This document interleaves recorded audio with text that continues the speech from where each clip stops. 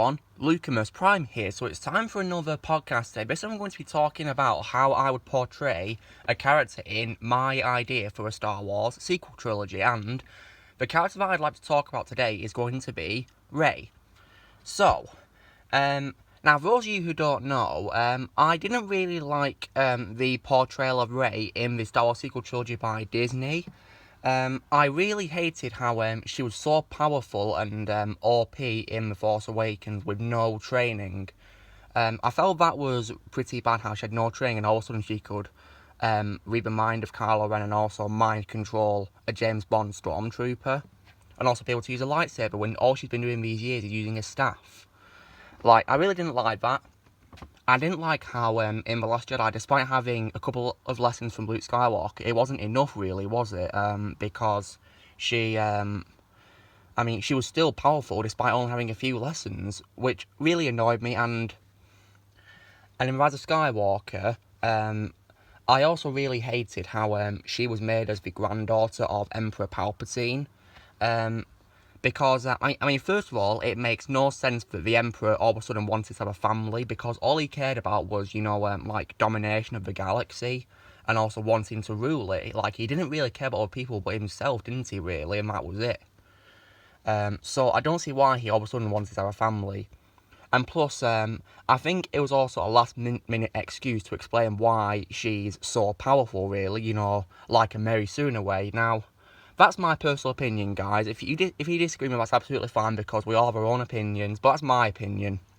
So, on to the topic of how I'm going to portray her. So, now, if you look at the image that I've chosen for this podcast, you'll notice that it's her as she appears in The Last Jedi. And I'm going to be honest, I do like this costume that she's wearing. So, this will be her primary costume she's going to be wearing in the entire trilogy.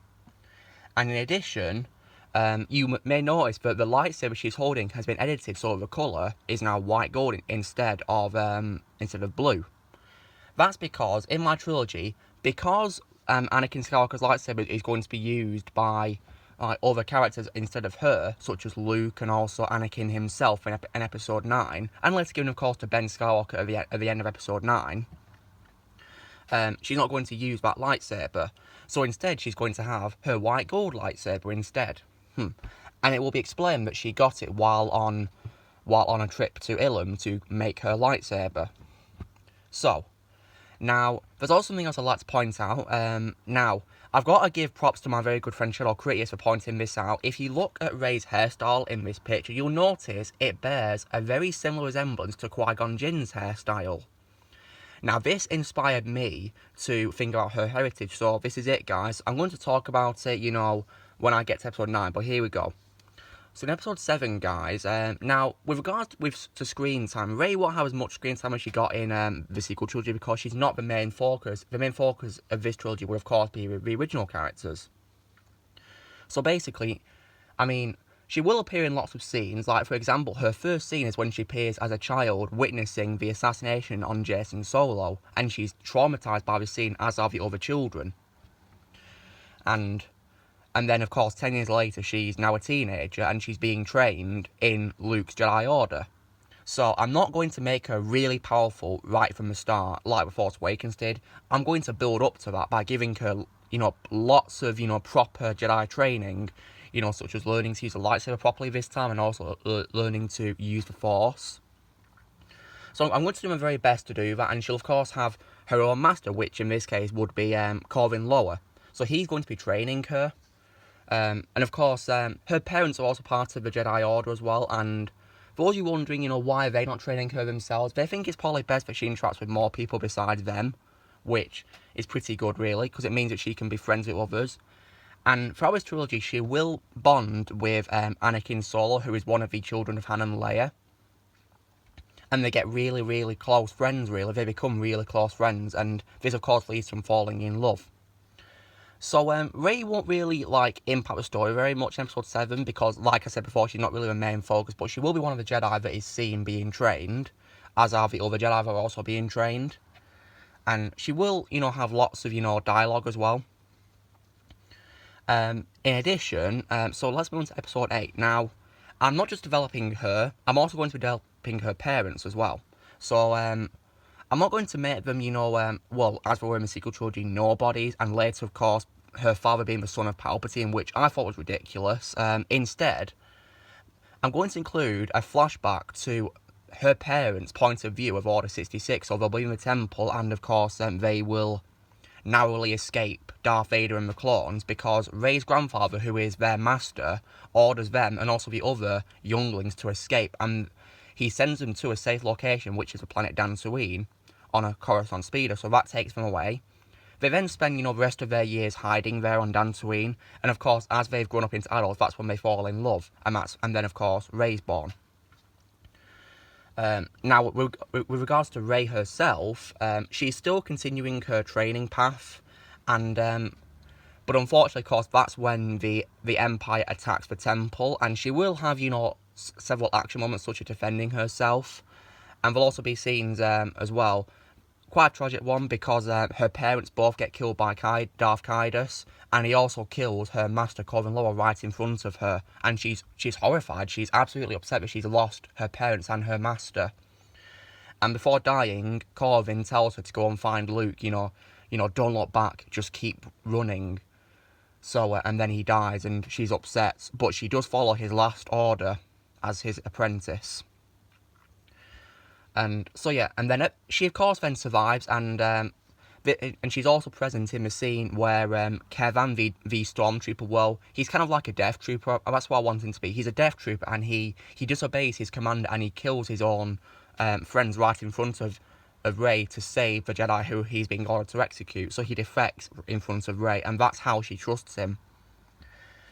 And then in episode 9, we do see her, and she actually has a role where she convinces Han Solo that Kevan's an ally and not like a stormtrooper spy, because she tells him that Kevan saved her and several other Jedi. So that leads to Han beginning to trust Kevan. She's also seen pretty upset because she's lost her parents and also Corvin. And, Luke Skywalker comforts her and tells her that, the Sith will be dealt with, and, and their losses will all be avenged. Rey's also present when she and the Jedi are forced to leave the temple under Mara Jade's orders because the war has begun. They need to find somewhere to hide in case the Empire tries to attack the temple again. But unfortunately, their hiding place does get compromised in episode 9 because they get attacked by several Empire fleets. But luckily, Rey's mom the Jedi who defend themselves. Now, with regards to her power, in episode 9, she will be almost as, powerful and as good of a lightsaber as she is in The Last Jedi. So that's where she'll be at in episode 9. And of course, she's also present in the final battle between Jedi and Sith when she and Mara and the rest of the alive Jedi join the Ghosts and also Luke Skywalker for the final battle. And now, here's another little clue to her heritage, guys. She does see Qui-Gon Jinn's ghost, and they both smile at each other, and you'll know why later. So after the Sith is destroyed and there's a celebration scene happening, she finally gets together with Anakin Solo, a happy ending, and he asks her, what is your full name? You never told me what it was. And then, this is it, guys, she reveals that she is the great-granddaughter of Qui-Gon. So she's not a granddaughter, because that would probably cause a continuity error. But she's an ancestor of Qui-Gon, his great-granddaughter. It'll be explained that before Qui-Gon began training Obi-Wan, he did have children, basically. And, before he became a full Jedi Master. So yeah, she's his great-granddaughter. And her last words in the trilogy will be, Rey, Jin, Jin, Rey, Jin. So yeah, I'm not going to make her like she was in the sequel trilogy. She's going to be much different compared to the Star Wars sequel trilogy by Disney. And don't worry, guys, she's not going to be Palpatine's granddaughter. Like I said before, I am not making her the granddaughter of Palpatine, because that made no sense at all. So, guys, this is me doing my podcast explaining how I would portray Rey in my idea for a Star Wars sequel trilogy. So, be sure to give this video a like. Also, as well, be sure to let me know as well in the comments what you think of my portrayal of Rey in my trilogy, and also be sure to ask me any questions about her that about things I may have missed talking about. Also, be sure to subscribe to my channel for videos coming in the future, and I'll see you all later.